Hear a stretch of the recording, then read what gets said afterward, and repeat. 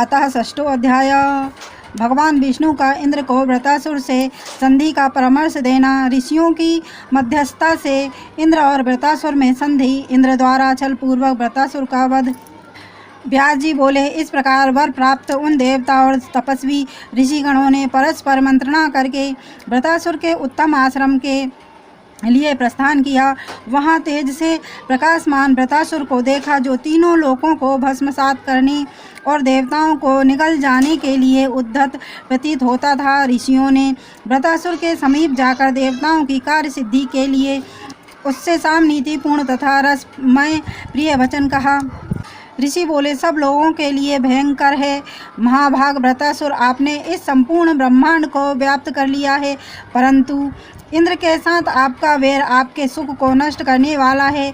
यह आप दोनों के लिए दुखद और चिंता बढ़ाने का परम कारण है। ना आप सुख से सो पाते हैं, ना ही इंद्र संतुष्ट होकर सोते हैं, क्योंकि आप दोनों को शत्रुजन्य भय बना रहता है। आप दोनों को युद्ध करते हुए भी बहुत समय व्यतीत हो गया है। इससे देवताओं, राक्षसों तथा मनुष्यों सहित समस्त प्रजा को कष्ट हो रहा है।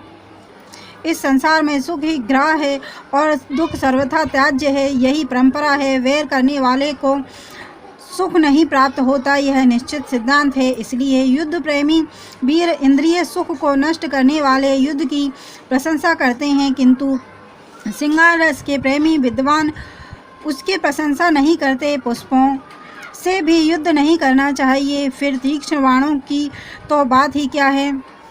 युद्ध में विजय ही हो यह संदेहास्पद है, परंतु इसमें बाणों से शरीर की पीड़ा प्राप्त होना निश्चित है। यह समस्त विश्व देव के अधीन है, उसी प्रकार जय पराजय भी उसी के अधीन है। अतः इन्हें देवाधीन जानकर युद्ध कभी नहीं करना चाहिए। समय पर स्नान, भोजन, शैया पर शयन और सेवा परायण पत्नी, ये ही संसार में सुख के साधन हैं। वर्ण वर्षा से भयंकर खड़ग प्रहार से अत्यंत रौद्र तथा शत्रु को सुख प्रदान करने वाले संग्राम में युद्ध करने से क्या सुख प्राप्त हो सकता है। ऐसा स्पष्ट है कि युद्ध में मरने से स्वर्ग सुख की प्राप्ति होती है। यह तो प्रलोभन और प्रेरणा देने वाला तथा निरर्थक वचन है। ऐसा कौन मंदबुद्धि है जो शरीर को शस्त्र शास्त्रों से घायल कराकर, सियार और कौओं से नचवाकर स्वर्ग सुख की प्राप्ति की कामना करेगा। हे व्रत, इंद्र के साथ तुम्हारी स्थायी मैत्री हो जाए, जिससे तुम्हें और इंद्र दोनों को निरंतर सुख की प्राप्ति हो। आप दोनों का वैर शांत हो जाने से हम सब तपस्वी और गंधर्वगण भी अपने अपने आश्रमों में सुखपूर्वक रह सकेंगे। हे धीर, आप दोनों के दिन रात के युद्ध में हम सभी मुनियों, गंधर्वों, किन्नरों और मनुष्यों को कष्ट प्राप्त होता है। सभी लोगों को शांति प्राप्त हो सके, इस कामना से हम सब आप दोनों में मैत्री कराना चाहते हैं। हे व्रत मुनिगण, तुम्हें और इंद्र को सुख प्राप्त हो। हम लोग तुम दोनों की मित्रता कराने में मध्यस्थ बनेंगे। हम शपथ कराकर आप दोनों को एक दूसरे का प्रिय मित्र बना देंगे। आप जैसा कहेंगे वैसे ही इंद्र भी आपके सम्मुख शपथ लेकर आपके मन को प्रेम से परिपूर्ण कर देंगे। सत्य के आधार पर ही यह पृथ्वी स्थिर है। सत्य से ही भगवान सूर्य नित्य तपते हैं। सत्य से ही समय के अनुसार वायु बहती है और सत्य के कारण ही समुद्र भी अपनी मर्यादा का परित्याग नहीं करता। इसलिए सत्य के आधार पर ही आज आप दोनों में मित्रता हो जाए, जिससे आप लोग सुखपूर्वक साथ साथ शयन, कीड़ा, जल केली कर सके और बैठ सके। इसलिए आप दोनों को एकत्रित होकर अवश्य ही मित्रता कर लेनी चाहिए। व्यास जी बोले, उन ऋषियों का वचन सुनकर अत्यंत बुद्धिमान वृत्रासुर ने कहा, हे भगवान, आप सभी तपस्वी गण मेरे मान्य हैं। आप मुनिगण कभी असत्य भाषण नहीं करते। आप लोग सदाचारी तथा अति शांत स्वभाव वाले हैं और छल करना नहीं जानते, किंतु वैरी, मूर्ख, जड़, कामी, कलंकित और निर्लज्ज से बुद्धिमान को मित्रता नहीं करनी चाहिए। यह इंद्र निर्लज, दुराचारी, ब्राह्मण घाती, लंपट और मूर्ख है। इस प्रकार के व्यक्ति का विश्वास नहीं करना चाहिए। आप सभी लोग कुशल हैं किंतु द्रोह बुद्धि वाले कभी नहीं हैं। आप सब शांतचित्त होने के कारण अतिवादियों के मन की शांति नहीं जानते। आप सब शांतचित्त होने के कारण अतिवादियों के मन की बात नहीं जानते। मुनि बोले, प्रत्येक प्राणी अपने किए हुए शुभाशुभ कर्मों का फल भोगता है। जिसकी बुद्धि भ्रष्ट हो गई हो वह द्रोह करके भी क्या शांति प्राप्त कर सकता है। विश्वासघात करने वाले निश्चित ही नरक में जाते हैं। विश्वासघाती निश्चित रूप से दुख प्राप्त करता है। ब्राह्मण की हत्या करने वालों और मद्यपान करने वालों के लिए तो प्रायश्चित है, परंतु विश्वासघातियों और मित्रद्रोहियों के लिए कोई प्रायश्चित नहीं है। अतः हे सर्वज्ञ, आपने मन में जो शर्त निश्चित कर रखी हो उसे बताइए, जिससे उस शर्त के अनुसार आज ही आप दोनों में संधि हो जाए। वृत्रासुर बोला, हे महाभाग, सभी देवताओं सहित इंद्र ना शुष्क या गीली वस्तु से, ना पत्थर से, ना काष्ठ से और ना वज्र से, ना दिन में और ना रात में मेरा वध कर सके। हे विपेंद्रों, इसी शर्त पर मैं इंद्र से संधि करना चाहता हूँ, अन्यथा नहीं। व्यास जी बोले, ऋषियों ने उससे आदर पूर्वक कहा, ठीक है, और तत्पश्चात देवराज इंद्र को वहां बुलाकर उन्हें वह शर्त सुना दी। इंद्र ने भी मुनियों की उपस्थितियों में अग्नि को साक्षी करके शपथें ली और वे संताप से मुक्त हो गए। वृत्रासुर भी उनकी बातों से विश्वास में आ गया और इंद्र के साथ मित्र की भांति व्यवहार परायण हो गया। वे दोनों कभी नंदन वन में, कभी गंधमाधव पर्वत पर और कभी समुद्र के तट पर आनंद पूर्वक विचरण करते थे। इस प्रकार संधि हो जाने पर वृत्रासुर बहुत प्रसन्न रहता था, लेकिन वध की इच्छा वाले इंद्र उसके वध के उपाय सोचा करते थे। इंद्र उसकी कमजोरी ढूंढने के लिए सदा उद्विग्न रहते थे। इंद्र के इस प्रकार विचार करते हुए कुछ समय बीत गया।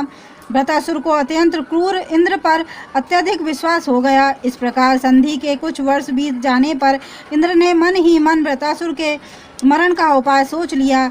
एक बार तुष्टा ने इंद्र पर बहुत अधिक विश्वास करने वाले पुत्र से कहा, हे पुत्र वृत्रासुर, हे महाभाग, मेरी हित कर बात सुनो। जिसके साथ शत्रुता हो चुकी हो उसका विश्वास कभी नहीं करना चाहिए।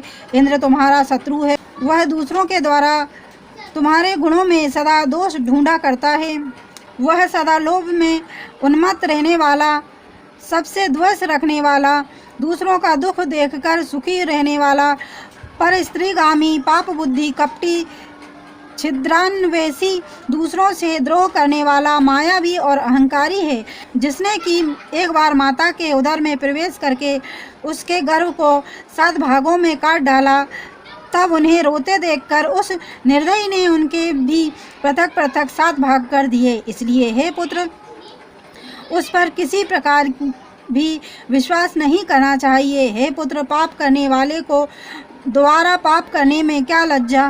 व्यास जी बोले, इस प्रकार पिता द्वारा कल्याणकारी वचनों से समझाए जाने पर भी आसन्न मृत्यु वृत्रासुर को कुछ भी चेत नहीं हुआ। एक दिन इंद्र ने उस महान दैत्य को समुद्र के तट पर देखा। उस समय संध्या काल का अत्यंत भयंकर मुहूर्त उपस्थित था। तब इंद्र ने महात्मा मुनियों द्वारा निर्धारित शर्त वरदान पर यह विचार करके कि यह भयंकर संध्या काल है, इस समय ना दिन है और ना रात है, अतः मुझे आज ही इसे अपनी शक्ति से मार डालना चाहिए, इसमें संदेह नहीं है।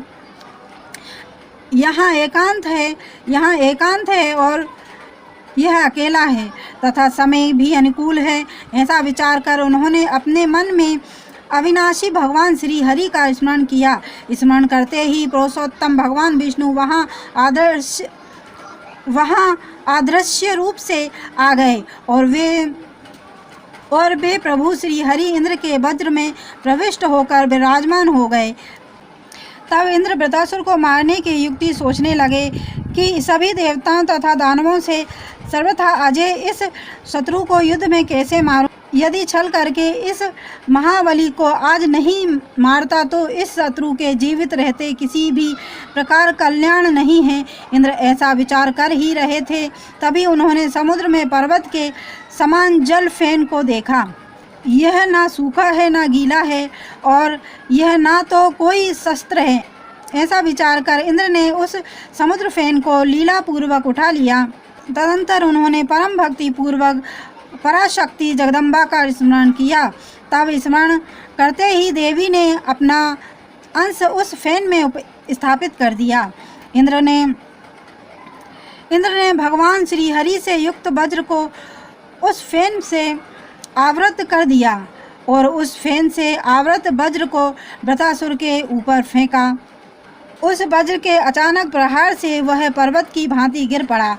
तब उसके मर जाने पर इंद्र अत्यंत प्रसन्नचित्त हो उठे और ऋषिगण विविध स्तोत्रों से देवराज इंद्र की स्तुति करने लगे। उस शत्रु के मारे जाने से प्रसन्नचित्त इंद्र ने देवताओं के साथ उन भगवती की पूजा की तथा विविध स्तोत्रों से उन्हें प्रसन्न किया, जिनकी कृपा से शत्रु मारा गया। तत्पश्चात इंद्र ने देवोद्यान नंदनवन में पराशक्ति भगवती का मंदिर बनवाया और उसमें पद्मराग मणियों से निर्मित मूर्ति की स्थापना की और सभी देवता भी तीनों समय उनकी महती पूजा करने लगे। तभी से श्री देवी ही उन देवताओं की कुलदेवी हो गई। तब महापराक्रमी और देवताओं के लिए भयंकर व्रत के मारे जाने पर इंद्र ने तीनों लोकों में श्रेष्ठ भगवान विष्णु की पूजा की। उस वृत्रासुर के मर जाने पर कल्याणकारी वायु बहने लगी तथा देवता, गंधर्व, यक्ष, राक्षस और किन्नरगण हर्षित हो उठे। इस प्रकार भगवती पराशक्ति के समुद्र फेन से संयुक्त होने और उनके द्वारा ही विमोहित किए जाने के कारण वृत्रासुर सहसा इंद्र के द्वारा मारा गया। इसलिए वे भगवती देवी संसार में व्रत निहंत्री इस नाम से विख्यात हुई और वह वृत्रासुर चूंकि प्रकट रूप से इंद्र के द्वारा मारा गया था, इसलिए उसे इंद्र के द्वारा मारा गया ऐसा कहा जाता है। इति श्रीमद्देवी भागवते महापुराणे अष्टादशसहस्रस्यां संहितां षष्ठे स्कंदे च नेत्रेण फेन द्वारा पराशक्ति स्मरण पूर्वकम व्रत हनन वर्णनम नामा षष्ठो अध्याय। जय माता दी दोस्तों, और देवी भागवत की महिमा सुनना अगर आपको पसंद है तो चैनल को लाइक एंड सब्सक्राइब करें। धन्यवाद।